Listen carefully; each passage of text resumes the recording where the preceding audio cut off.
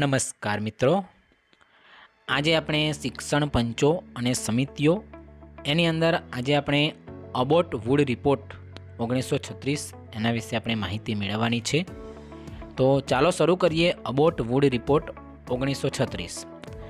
તેમાં જોઈએ તો central advisory board of education દ્વારા વર્ષ 1936માં બે વિશેષ સલાહકારો અબોટ અને વુડને સરકારને વ્યાવસાયિક શિક્ષણની સમસ્યાઓ પર સલાહ લેવા માટે આમંત્રિત કરવામાં આવ્યા। ખાસ આપણે યાદ રાખીશું કે central advisory board of education દ્વારા 1936માં બે વિશેષ સલાહકારો અબોટ અને વુડને સરકારે વ્યાવસાયિક શિક્ષણની સમસ્યાઓ પર સલાહ લેવા માટે આમંત્રિત કર્યા હતા। આગળ જોઈએ, બંને ભારતીય શિક્ષણ સમસ્યાઓનો અભ્યાસ કરવા માટે ભારતભરમાં પ્રયાસ કર્યો। બરાબર, હવે બંને જે સલાહકારો હતા અબોટ અને વુડ, એ બંને સલાહકારોએ ભારતીય શિક્ષણ સમસ્યાનો અભ્યાસ કરવા માટે ભારતભરની અંદર પ્રવાસ કર્યો અને વર્ષ 1937માં શિક્ષણ સંબંધિત તેમનો અહેવાલ રજૂ કર્યો। બરાબર, હવે આ જે અબોટ અને વુડ તેમણે પોતાનો અહેવાલ ક્યારે રજૂ કર્યો તો 1937માં શિક્ષણ સંબંધિત એમનો અહેવાલ રજૂ કર્યો। આ અહેવાલ ભારતમાં વુડ એબોટ રિપોર્ટ તરીકે ઓળખાય છે। બરાબર, કે આ જે અહેવાલ હતો એ અહેવાલ ભારતની અંદર વુડ એબોટ રિપોર્ટ તરીકે ઓળખાય છે। આ અહેવાલ બે ભાગમાં રજૂ કરવામાં આવ્યો હતો। બરાબર, હવે જે અહેવાલ હતો એ અહેવાલ બે ભાગની અંદર રજૂ કરવામાં આવ્યો હતો। જોઈએ એમાં તો આ રિપોર્ટમાં વ્યવસાયિક સંસ્થાઓ માટે વ્યવસાયિક સંસ્થાઓ માટે પૂર્ણ આયોજન કરવામાં આવ્યું જે સામાન્ય શિક્ષણ આપતી સંસ્થાઓને સમાંતર હતું। ખાસ આપણે યાદ રાખીશું કે આજે એમણે જે રિપોર્ટ રજૂ કર્યો હતો એ રિપોર્ટની અંદર વ્યવસાયિક સંસ્થાઓ માટે પૂર્ણ આયોજન કરવામાં આવ્યું જે સામાન્ય શિક્ષણ આપતી સંસ્થાઓને સમાંતર હતું।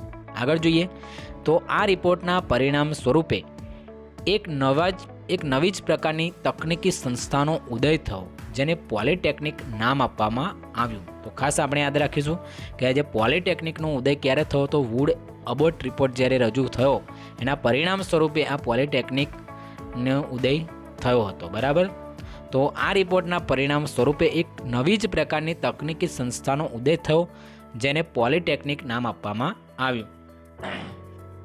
આગળ જોઈએ તો આ રિપોર્ટના આધારે ઘણા રાજ્યોએ પોલિટેકનિકમાં તકનીકી વ્યાવસાયિક અને કૃષિ સંબંધિત હાઈસ્કૂલોનો પ્રારંભ કર્યો। બરાબર, તો આપણે ખાસ યાદ રાખવાનું છે કે આ રિપોર્ટના આધારે ઘણા રાજ્યે પોલિટેકનિકમાં તકનીકી વ્યાપારિક અને કૃષિ સંબંધિત હાઈસ્કૂલોનો પણ પ્રારંભ કર્યો હતો। હવે આપણે એની મુખ્ય ભલામણો જોઈએ। અબોટ વુડ રિપોર્ટની મુખ્ય ભલામણો કઈ કઈ હતી આપણે જોઈએ। તેમાં જોઈએ તો શિક્ષણનું માધ્યમ માતૃભાષા હોવું જોઈએ। બરાબર, કે જે શિક્ષણનું માધ્યમ હતું તો એ શિક્ષણનું માધ્યમ માતૃભાષા હોવું જોઈએ અને મિડલ સ્કૂલમાં અંગ્રેજી પર વધારે ભાર ન હોવો જોઈએ। બરાબર, કે જે મિડલ સ્કૂલ હતી એ મિડલ સ્કૂલમાં અંગ્રેજી પર વધારે ભાર ન હોવો જોઈએ। આગળ જોઈએ તો કન્યા કેળવણી પર વિશેષ ધ્યાન આપવું જોઈએ। બરાબર, જે કન્યા કેળવણી છે એ કન્યા કેળવણી પર વિશેષ ધ્યાન આપવાની પણ ભલામણ કરવામાં આવી હતી। આગળ જોઈએ તો પ્રાથમિક શાળાઓમાં પ્રશિક્ષિત શિક્ષકો અને શિક્ષકો હોવા જોઈએ। બરાબર, કે પ્રાથમિક શાળાની અંદર પ્રશિક્ષિત શિક્ષકો હોવા જોઈએ એવી ભલામણ અબોટ વુડ રિપોર્ટની અંદર કરવામાં આવી હતી।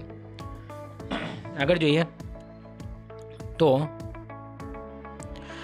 જોઈએ તો ગ્રામીણ શાળાનો અભ્યાસક્રમ ગામની સ્થાનિક જરૂરિયાતોને અનુરૂપ હોવો જોઈએ। બરાબર, તો આ પણ એમની એક ભલામણ હતી કે ગ્રામીણ શાળાનો અભ્યાસક્રમ એ ગામની સ્થાનિક જરૂરિયાતોને અનુરૂપ હોવો જોઈએ।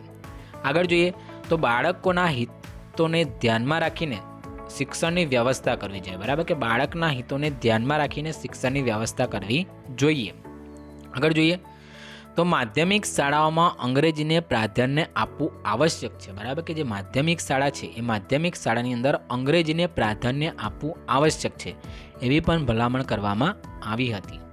આગળ જોઈએ તો શાળાનું નિરીક્ષણ કરવા માટે નિરીક્ષકોની નિમણૂક કરવી જોઈએ। બરાબર, કે શાળાઓનું નિરીક્ષણ કરવા માટે નિરીક્ષકોની નિમણૂક કરવી જોઈએ એવી ભલામણ અબોટ વુડ રિપોર્ટની અંદર કરવામાં આવી હતી।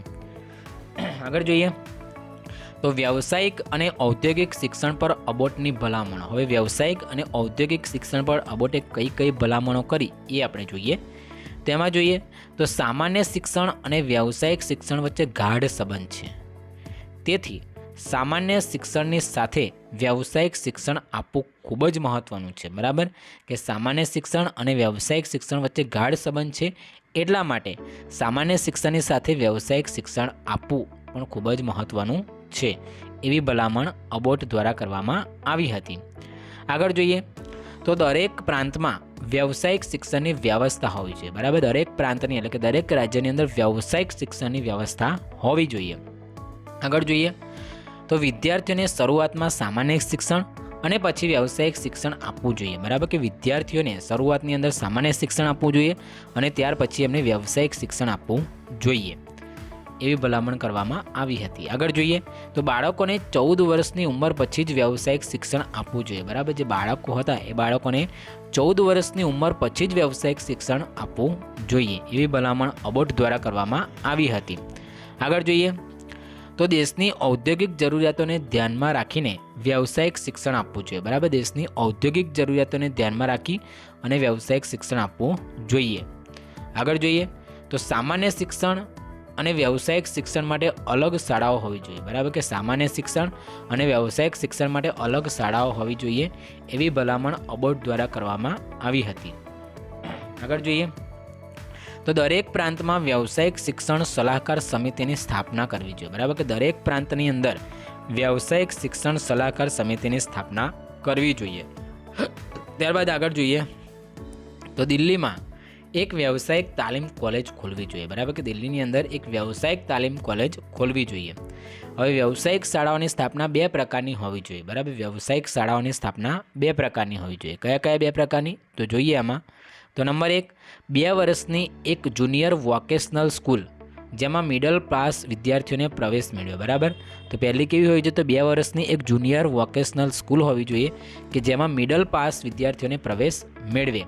જ્યારે બીજું છે સિનિયર વોકેશનલ સ્કૂલ, 2 વર્ષની મુદતની હોય. બરાબર, કે 2 વર્ષની મુદતની સિનિયર વોકેશનલ સ્કૂલ હોવી જોઈએ કે જેમાં માધ્યમિક શિક્ષણ ધરાવતા વિદ્યાર્થીઓ પ્રવેશ મેળવે. બરાબર, માધ્યમિક શિક્ષણ ધરાવતા વિદ્યાર્થીઓ પ્રવેશ શામાં મેળવશે તો સિનિયર વોકેશનલ સ્કૂલ કે જે 2 વર્ષની મુદતની હશે.